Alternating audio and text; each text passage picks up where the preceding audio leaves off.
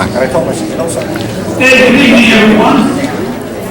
We're going to call to order the regular board meeting of January 15, 2014 at, was it 7:03? It's 7:03 p.m. Mary Ann Stuckey. Here. Allison Downs. Here. Tina Wanio here. Chris Flanagan. Here. Ken Chesky. Here. John Kowalski. Here. Dave Turra.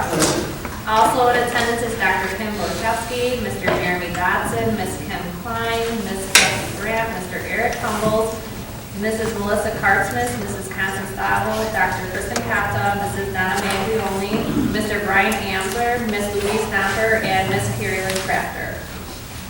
Everyone here? Okay, well, the pledge of allegiance to the flag. I pledge allegiance to the flag of the United States of America and to the republic for which it stands, one nation, under God, indivisible, with liberty and justice for all.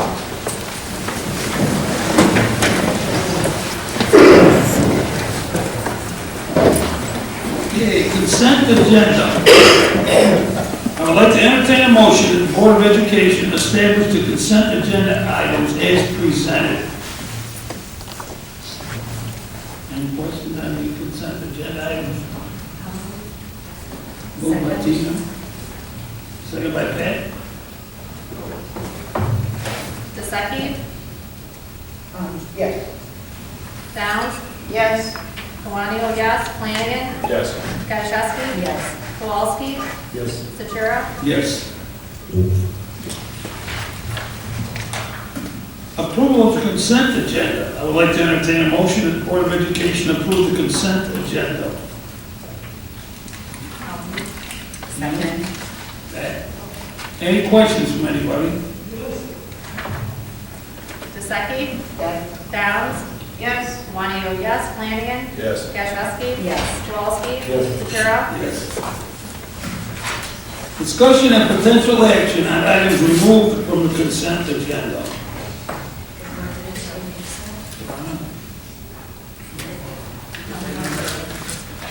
Okay, nothing can be removed from the consent agenda.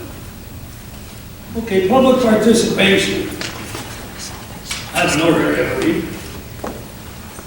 On behalf of the Board of Education and the residents of Schiller Park, we'd like to thank the custodians for the fine job they did this adverse weather, removing the snow, keeping our place open, waiting everyone on break. So when you got out for a break, you were all set to get in. Notice the day later. So wherever the custodians are, Mike Danny, if you're hiding there somewhere, thank you very much. That was nice. Thanks, Dave. You worked very hard.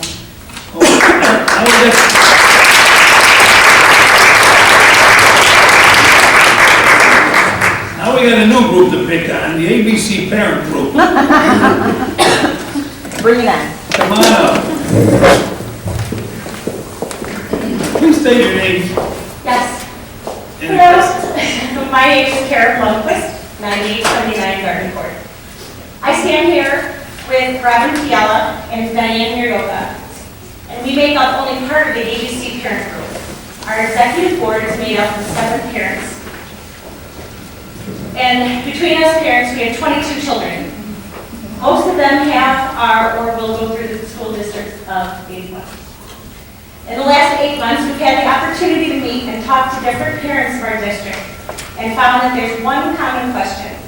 How do we as parents express our concerns, our thoughts, our ideas about children's experience here at District 81?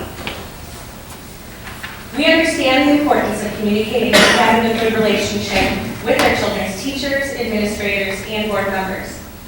We want to give parents the tools to reach out to you, to help create conditions for parents to feel welcomed into the school and have information and stay informed. Improving parent involvement is a goal of the No Child Left Behind Act in 2001, and it's our goal too. Decades of research show that when parents are involved in their children's school and education, these children have higher grades, higher test scores, and graduation rates, better school attendance, increased motivation and self-esteem, lower rates of suspensions, decreased use of drugs and alcohol, and it promotes better student behavior. When parents are involved in their child's education, students are more likely to find value in what they're learning. Working together, parents, teachers, administrators, and school board members can help children get the best education possible. But we all have to put our differences aside and do what's best for our future, our children. As the ABC parent group, we will not tolerate or are interested in any political views, discrimination, or any negative behavior. Every decision that we make, we are going to ask ourselves, is this in the best interest of our children? We hope that you can see the importance and the value of having a parent group and welcome you to join our meetings, which are held 1 hour before the school board meetings. We really hope to have your support. Thank you.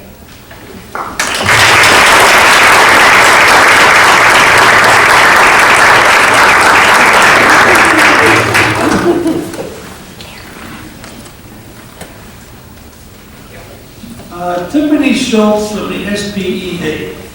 Step up. I'm Tiffany Schultz here on behalf of the SPEA. Next Monday, our nation celebrates the birth of one of our nation's most influential civil rights leaders. Dr. Martin Luther King's dream continues to be a vision of hope, not only for our nation, but for the world. His vision, and that of others such as Nelson Mandela, should inspire all of us to acknowledge our differences, embrace them, and then work together to create a world that celebrates diversity. As a community, we have the responsibility to set an example and create an environment that supports and encourages children to express their creativity. As teachers and administrators, we work daily to inspire children to fulfill their dreams. As a board, your decisions directly impact what we are able to accomplish in our classrooms. Experience has taught us that when we seek common ground and work collaboratively, our students are more likely to succeed.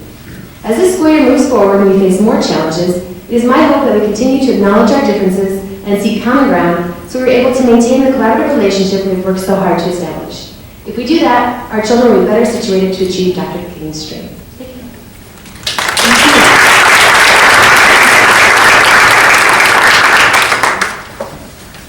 Okay, principals reports and enrollment. Anybody have any questions? Okay. On examples of excellence, we're going to have an update on the District 81 goals.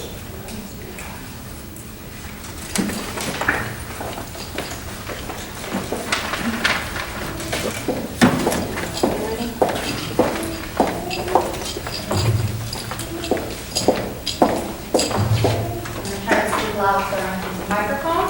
If it's not loud enough, please let me know. And then I will use the microphone. I guess I'm using the microphone. Tech director has decided that.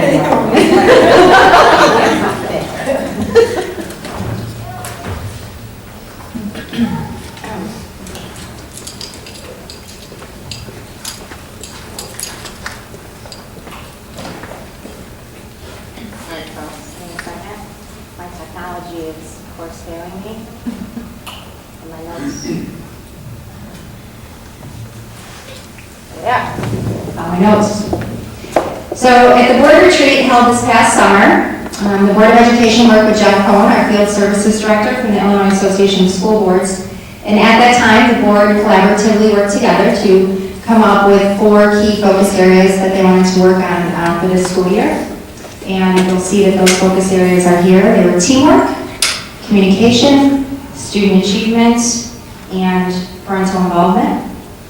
The next step after the board created those focus areas was I aligned my superintendent goals to those key areas, and then the administrators aligned their goals to my goals. So we have a streamlined process to make sure that the wheels are set in motion and everybody's doing the work at board. The intended purpose of tonight's presentation is just a mid-year check, see where we are and how we're doing to date on those 4 key areas.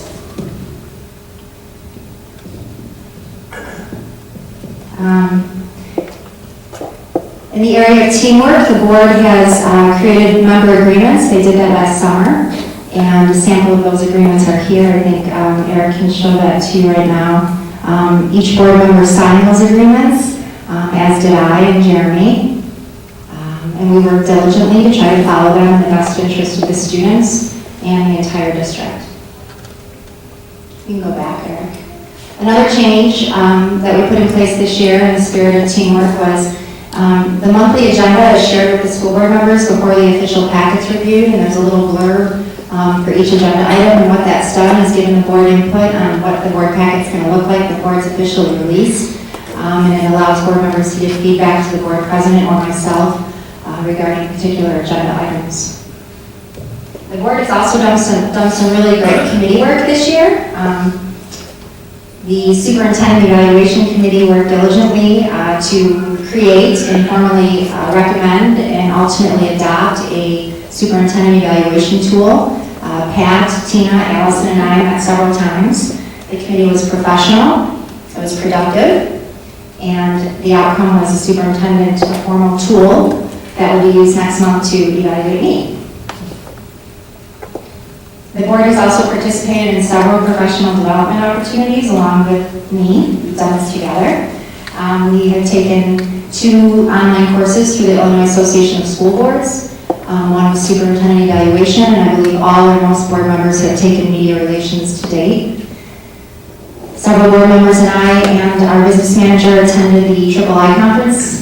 The board did share and update the community on their takeaways from that last month. And then we have some things that are coming up that we'll be attending together that allows the board to network with their board members in their region as well as with each other. You can click on it. One of the legs or another factor of the teamwork goals, the board really wanted to improve transparency, amongst themselves and within the community. So we have this year implemented weekly updates. So Communication Director Grant has done a really nice job of putting information out in a timely and efficient manner, using multiple media tools to make sure that our families are aware of the events that are coming so that they can attend those events. Effective this year, we began recording and posting our board meetings. Tech Director Humbles is constantly looking for ways to refine and improve that process. I think he's done an excellent job of getting those videos up quickly the next day. The curriculum facilitators and the administrators created a standards-based grading brochure. Board members, it's at your seats, and there's extras up there if there's those in the audience that haven't seen it. That brochure was created to help our parents understand our updated report card, and it was distributed at parent-teacher conferences, and it's also available on the website. You can. I'm not going to read slides, so just so you know. Another area was communication. So the board really wanted to distribute an online or some sort of perception survey so that we can collect data about what our stakeholders really think about us. And the intention was to try to do that this fall. So I was able to secure Dr. Kim Perkins, who's retired superintendent from Bloomingdale School District 13, and share the tool that they used. He came and addressed the board, I think, 2 months back, and talked to the board about what ECHR could do to help us create a survey and distribute the survey.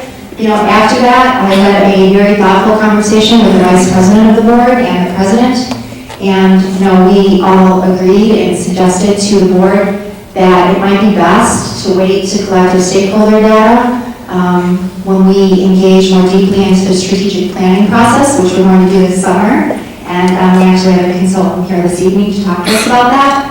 Just made more sense to couple the collection of stakeholder data with our strategic planning process. So, although it didn't happen, the board still plans to do that, just a little later than we originally intended.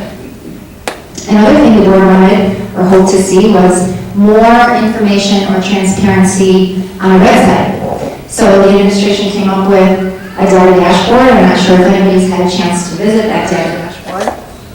Hello? But the data dashboard houses information on a whole host of things from district demographics, student achievement, data, and then several financial resources. Business manager Dotson has done an excellent job of getting historical data up there, financial historical data up on the website. Now with the rollout of that new and improved website, as well as the data dashboard, Eric Humbles, our tech director, was very interested in how many hits and who's coming and how often are they coming. So he recommended Google Analytics and MailChimp, I thought it was Chip, it's Chimp program, for us to actually start tracking what's going on with our technology. So I have a couple of those reports to share in the next 2 slides.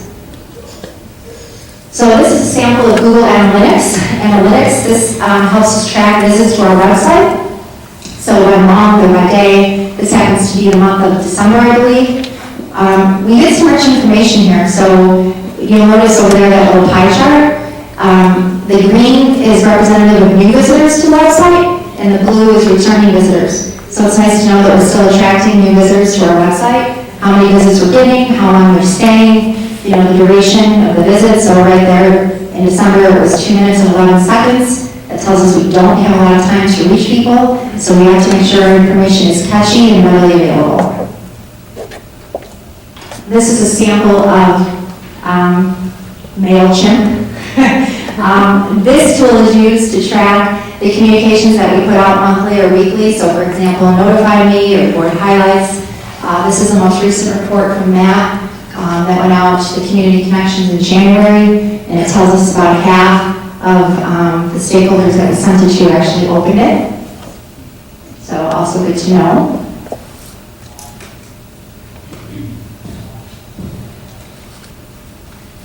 We did offer a community engagement forum in November at the request of the board, and those resources were posted online. The curriculum facilitators and administrators shared some really valuable information on Common Core and our updated report card. The presentation, as well as a video of the evening, was posted on the website. We also put the questions that parents asked and our answers to them as well on our website. So for parents that weren't there, they were able to go to the website, see the presentation, look at the questions that were asked, and get the answers. Kathy Brandt, Eric, and I had a good time last summer. When we updated the website, part of that was we were able to update our logo and brand, and it actually was included in the cost, so it seemed like an opportune time to take advantage of the money we were spending. And we did roll out a new logo and brand early in the school year. That logo and brand has really united our district and our communications from our district. And our board president got on the bandwagon with us and made buttons for every single stakeholder in the district that are proudly worn on teacher magnets. Strategic planning, as I mentioned, the board wants to engage in strategic planning. They are on target with their timeline. We have a consultant scheduled for each month starting this month, and then the board will have a special meeting in April to review those presentations and hopefully come to consensus on a consultant, and then hire that consultant to the main meeting so we can begin the process this summer. The board and I look forward to collaborating with stakeholders across the community to develop some long-range goals.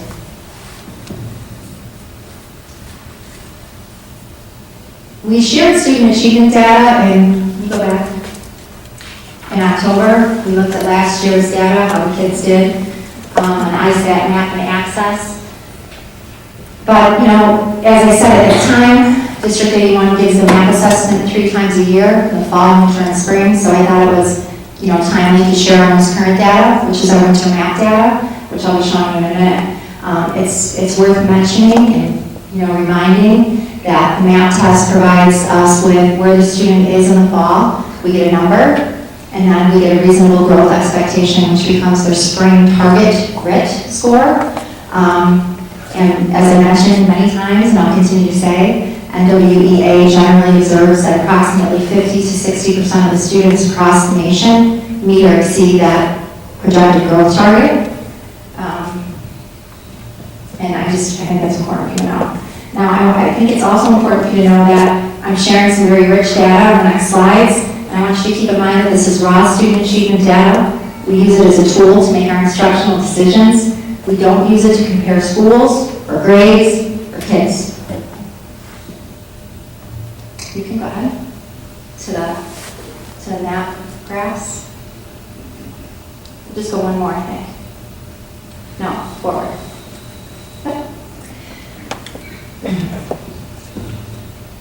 This is our third grade winter math data. Winter, when looking at the top graphs, they represent reading and math. The area in blue represents the percentage of students who made growth on their target score from fall to winter. The area in green is representative of the students whose scores remain the same from fall to winter. And the area in yellow is representative of the students whose scores decreased from fall to winter.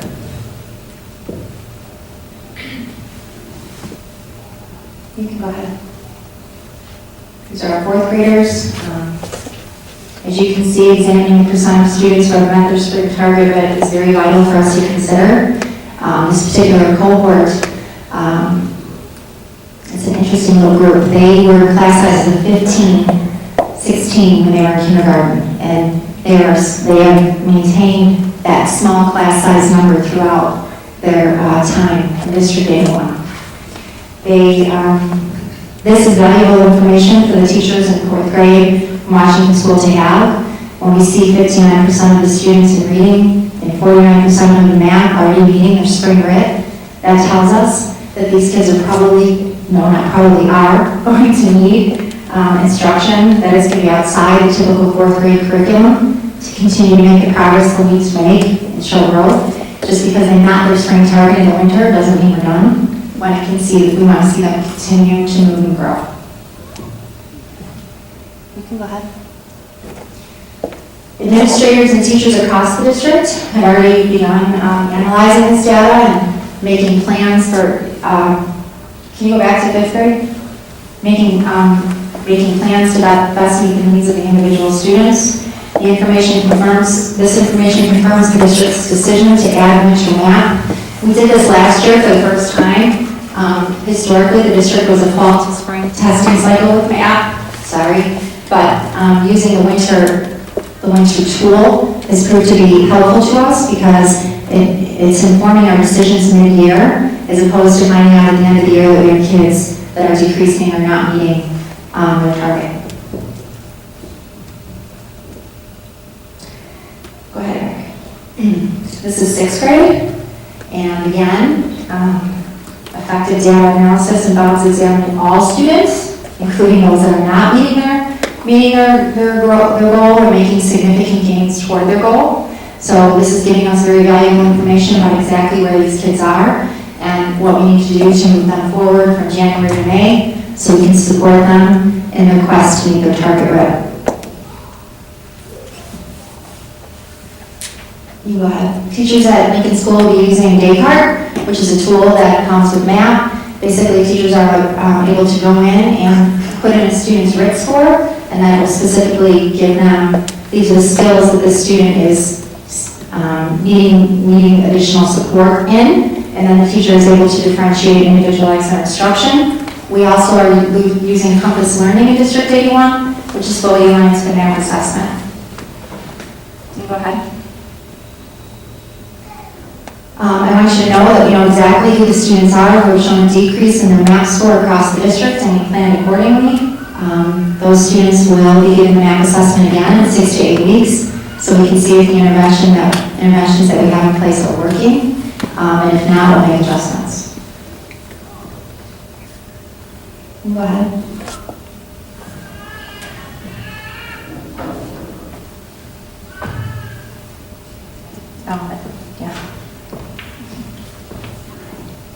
You know what, the board also wanted to see attendance and discipline reports, so we shared them with them in October, and then we'll get another copy of those at the end of this month.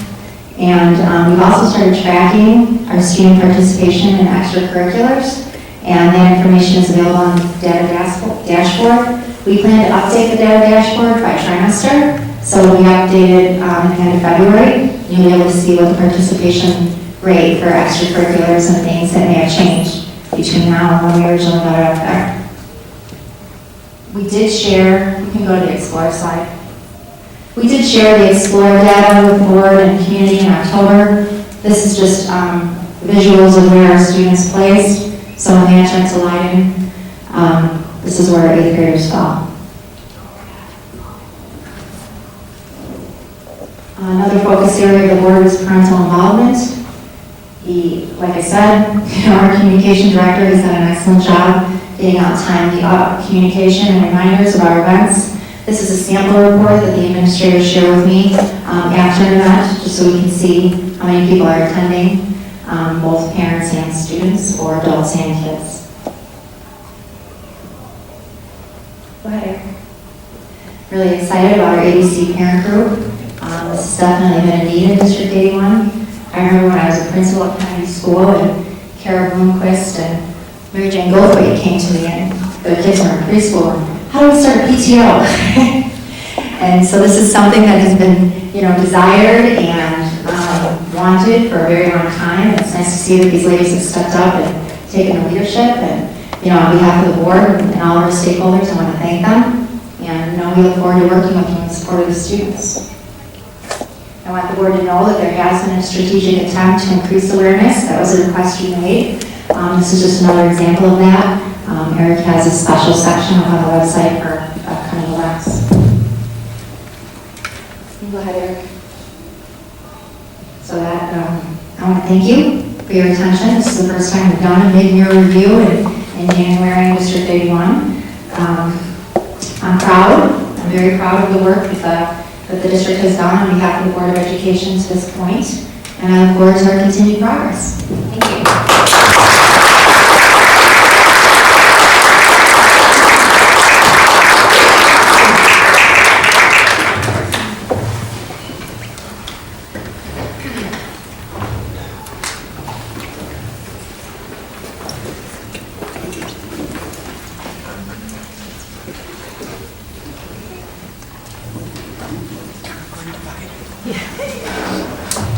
Old business. There's no old business on this agenda. Old business. New business information. Number 1, strategic planning consultation. So I want to invite out Dr. Steve Humphries from ACRA. We're fortunate to have him here this evening, and he's going to provide us, the board, with some information on how ACRA can use to help us with our strategic planning process. If you're a long way down the road, that's a great presentation. So let's build our right over there. Thank you.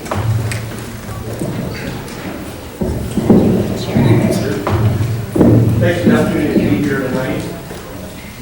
We heard from Tim Perkins, who actually talked to you about surveys, which is a part of the strategic planning process. And you've been through a number of legs of strategic planning already. And so I just want to highlight a little bit for a few minutes how that can look, depending on how you want to approach strategic plans. So you're going to hear a lot of proposals for the next few months about how do you do that, what's a good way to do that. At Equity Group, we are a 30-year-old company that's based in Rosemont. We are heavily anchored with the idea of research and analytics, and so our approach to strategic planning is very scientific. As much as you can make strategic planning scientific, it's very analytical. In a sense, we use data extensively. We look at what's happening in your district. I'll explain it a little bit. So the one end of the spectrum is a very scientific, deep dive into who District 81 is and what you're proud of, what works, what your culture is, what your data says about you, what the things that you're working on, how's that stuff going.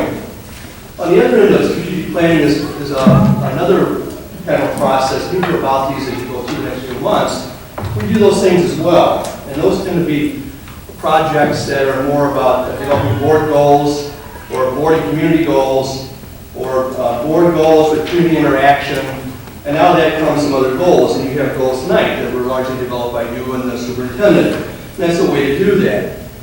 So you have a range of strategic planning process that you can use, from the very basic of just working yourselves on goals to way down to the end of looking at community engagement, reaction to your thoughts about goals, and scientific look at who are you and how are your kids doing. So I'm going to talk a little bit about that extreme, but I want you to know that in addition to that, we do the very basic consultation with you on community engagement pieces as well. And so that depends on what you want to do and how you want to approach this as to what we do. If you take out the piece on the right, or my PowerPoint, I didn't want to bother you with the PowerPoint tonight, so I'll just run through a few of the highlights. Behind that sheet of paper is a substantial strategic plan document that you would get, something like this. In terms of content, it would look different for your district. The sections would change, but the content topics are somewhat the same. And so you'll see in here the examples of goals and objectives, for example, timelines and that kind of thing, which I can answer questions about or go through in a few minutes. Strategic planning is a really important piece for the district. It's one of the things that you're going to do that's going to, if you do it right, is going to create a system for you in terms of how you approach your work as a board and as a system and as an organization.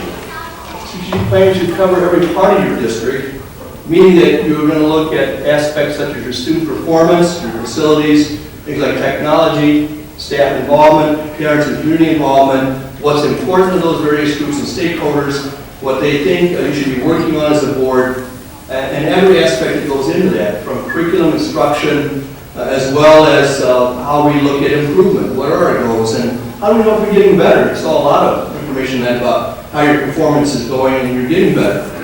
We hope you organize that in a systemic way so that you're tied together as a community and as a district. One of the difficult things about strategic planning is sometimes it's hard to get everybody on the same page. If done right, I believe that it clarifies your organizational priorities. It helps you in every aspect of your district work together. So if you're talking about goals of the parent group, or goals of the board, or goals of the superintendent, a strategic plan pulls all that together into a concerted effort. It's an alignment piece, if you will. It helps organize every aspect of what you're doing. If you're talking about student performance, or teacher evaluation, or administrative evaluation, or board goals, about what board members do, and how you act as a board, and what you accomplish as a board, all that's under this umbrella of strategic planning. It can be, again, depending on how you approach it. I like to think of it as a decision-making framework. Because if you go to board meeting from board meeting to board meeting every month over time, you can lose track of what's guiding your decisions. A strategic planning process should guide those decisions, and so you come back to that framework as to what's important to us, what are our priorities, and how does this recommendation night fit to that overall plan. It becomes a decision-making framework. I think, too, from a board perspective, it becomes an accountability framework. Because within the strategic plan are goals and targets and objectives, timelines, that you're going to monitor, much like you did tonight with Kim's report, when you monitor what she's been working on with the staff and what progress are we making. And so that accountability model, if you will, again, goes over the entire system as a way we do our work. But the nice thing about it is very transparent. We know what we're working on, we know what we value, we know what the board's saying is important, we know what our goals are, we know what the parts of the district are doing to accomplish those goals, and we are really united about that effort. Strategic plans, again, are a process to unite your district and your community. I think personally, as a former educator, that uniting our folks around common goals and direction is a lot done. You can do a lot more with all these people behind you as a board than if 7 of you work by yourselves, or if the superintendent works by herself. The more we have on the target, the more we have pushing that ball up the hill, the more success we're going to have with the kids, the better we're going to feel about what we accomplish. Have a tremendous spirit, a tremendous fabric of who we are at District 81. Strategic plans can be very motivational like that, and very inspiring, and create a spirit, if you will, of what we're going to do together. So they cover a range from relationship piece to networks, to accountability, decision-making, and high priorities. It engages everyone, and it's a form of transparency because we all know what we're working on, and that's pretty important in this day and age. You have the website things that you're posting. That's important, that transparency, what we've said is urgent. It creates a focus of our purposes. The benefits that I point on page 3, again, I think it increases morale, establishes a pathway to desired future. It tends to be visionary. Where are we going and why are we going there? Where do we want our kids to be when they get ready for high school? What do we want to accomplish with them while they're here such a short period of time? And so that vision, that desire for the future is critically important. I think that, again, that you have a chance as an organization to make, I think of it as quantum leaps. When you get everyone lined up on a strategic direction, we're all playing our role as administrators and staff and board members and community members and parents, a lot can be done, a lot more can be done. When we start giving messages to kids about why we're doing what we're doing and what we expect the kids to do within this framework and what their role is, we are a community united around what we think is important and where we're going. On the bottom of page 3 is a 3-phase process that's a little easier to read in the sample documents. If you can't read that, you can look at the sample. And basically, the 3 phases of our process. It's real straightforward. The first phase of our process is to do some fact-finding and conduct our research, meaning that we're going to have focus groups with each board member, interviews with each board member, focus groups with important stakeholders that we've identified, such as parents, community members, staff, support staff, administrative staff, students. We're also going to do a survey that we talked about that Dr. Perkins mentioned here before. So we roll that into the strategic planning process as well. And so that survey becomes part of that data then that we analyze and pull apart. We're going to review your mission, your vision so far, your goals that you're working on, look at your student data, what you've accomplished, look at your records of things, school improvement plans, technology plans, things that you think are important, review that, and build that into what we've heard and learned about you as a system. In phase 2, as we move the research piece to phase 2, between phase 1 and 2, we're going to write goals and objectives that we believe represent who you are based on our research. From the focus groups, community engagement, interviewing you, we're going to write goals. We're going to bring those back to you in a work session, just like tonight, present those to you and ask you what you think. And so you have a chance to react to those goals, make sure they're worded in the right way, they capture the flavor of who District 81 is, and that we have the right ideas, as well as objectives. So we do a little wordsmithing around the vision, the goals, and the objectives. We do that in probably an hour or 2 hours, depends on how wordy you guys can be and what kind of talking you want to do. And we try to get that done. One of the things that I want to say about our process is we do this work for the board. There are processes we do with districts where the board members want to go out over the next 6 months, interview community members, take a lot of notes, summarize that, come back and report out on that. That works. A lot of times board members and staff and community members just don't have the time for that lengthy, ongoing process.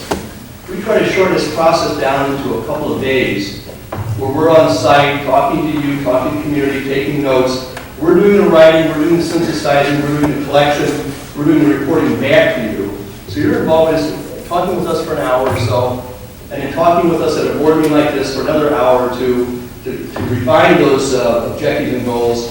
And that's your time commitment. Otherwise, we own the process, we're doing the work for you. I think that's important. So out of phase 2, we're going to give you a strategic plan. Again, it looks like a sample document. It's going to have the vision, mission, goals, and objectives. And that basically is your strategic plan. The most important part of the strategic plan is implementation. You can have great plans like you had from the board workshop this summer with Jeff, and you have those goals, but if you're not living with them, tonight Kim would have got up and said nothing about it. They were sitting on the shelf someplace, right? But that didn't happen. You actualize those goals, you put them in implementation phase, and something happened. That's critically important. So in our phase 3, that's our implementation. We work with your team to implement the goals. And those goals are largely, those objectives and targets in phase 3 that are largely written by your administrative team. This is where the board gets out of the process and stays at the governance level about looking at how things are going in the district. And in phase 3, the administrative team writes the targets, the timelines, and the resources, and then brings it back to the board. So that's an important phase that I can talk a bit more about. And this is, again, a little different than what happens with other processes. The scientific part of our process is that deep research in phase 1, the survey part that we do in phase 1, as well as doing the writing of all the comments that are made into a summary. We want to get as close to scientific as we can, because when you get done, if somebody says, well, why is that a goal? We want to be able to base that on comments and data that we've gotten and collected from you. And one of our phases is analyzing student data for performance. How are your kids doing, and where are they performing well, and where do they need help and support? The student performance piece is the heart of our strategic plan, because we believe as a board and as a community, that's what you're here for, student performance. So that's another part of the analysis, and the scientific part goes into our plan. How did your kids perform? Where should your targets be in the future to help improve student performance? Are you getting college ready targets completed are through the Lakewood High School and beyond. And so that's what we think is important about strategic planning in 15 minutes. So I'm happy to answer any questions. I'm happy to go through the sample document with you. Again, it's very much, this is a sample document and it's meant to be very brief so you can use it. It's a working document. Behind this document, I didn't bring a copy, is a data, a support document. It gives you all the data on student performance, survey data, information from the focus groups that we collected that supports the recommendations during this document. Again, it's in line of paper if you want to read all that. But there is that supporting. So if you want to know why is that goal number 3 about improving students' math scores in 6th grade, that data is in this report, behind this report. So then we substantiate what we do and why. So when the community says, well, why is that a report? Well, there's a reason for that. And again, when you finish this, it's a community-wide, district-wide plan. It's not the board's plan, not Tim's plan, not the parents' plan, it's a community coming together to say, what do we want to own on behalf of our kids? I just got back from a job in Virginia Beach that we were doing for a superintendent search, and Virginia Beach is a community of 70,000 kids at 86 schools. And one of the hallmarks of that district, of that organization, was that every member in that community knew about the strategic plan. And it was a living, breathing document. And everybody from the military people in Virginia Beach to the students, to the support staff, to the parents certainly, and community leaders, the police chief, the mayor, the village president, the business manager in the village, and the staff knew that that strategic plan was driving that community for making it a better place for kids. So thinking about your small district, comparatively speaking, you can do a great amount of things when a big district can do that across all those pieces. So I expect great things from you, whether I do the work with you or somebody else does. Thanks for tonight. Good luck.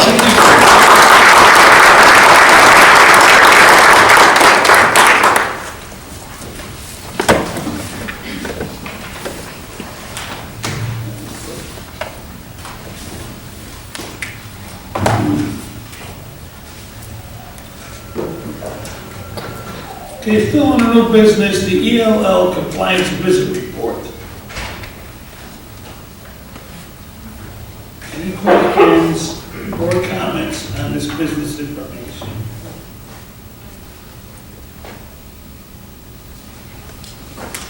Okay, personnel.